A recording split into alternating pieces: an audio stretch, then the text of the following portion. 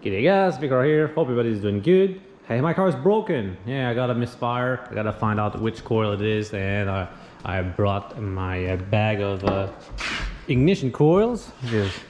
So I'm gonna just grab one of these and install it in the proper spot. Hopefully takes care of the problem.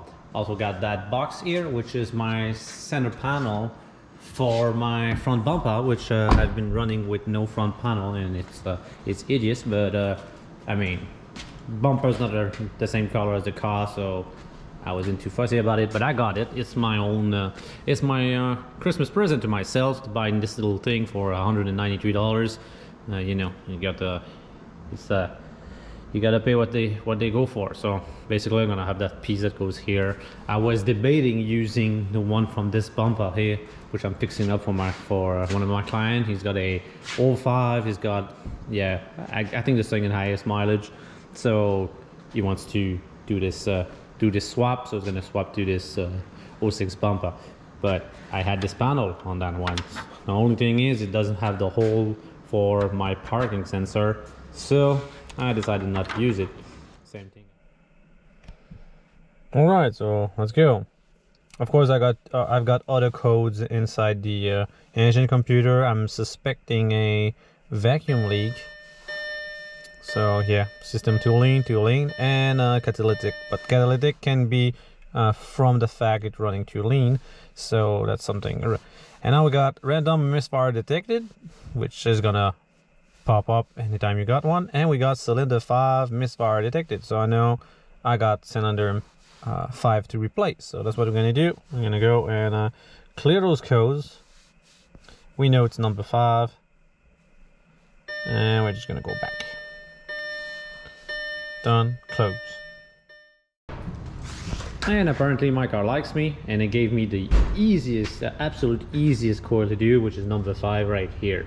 So I'm gonna undo those 2 fasteners here and pull the wiring loom, pull the coil, and that's gonna be it.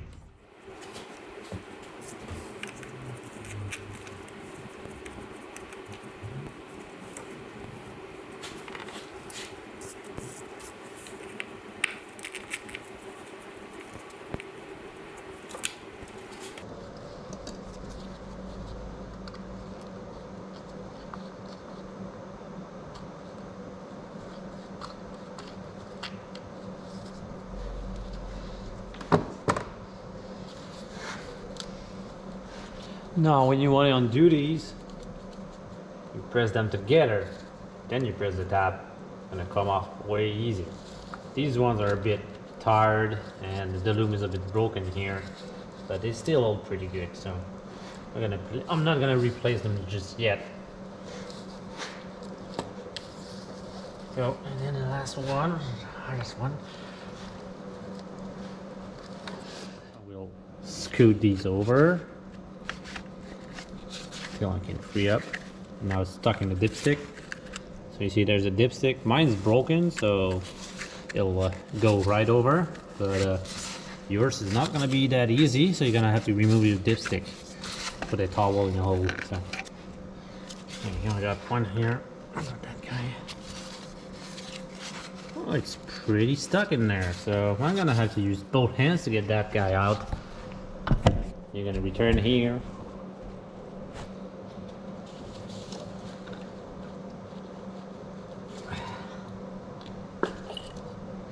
This guy, no oil, because I've done the valve cover gaskets already, but apparently this one is causing problems, so it'll go in a bin. And this little guy is gonna replace him. Oh, wait. Because these sticks a lot,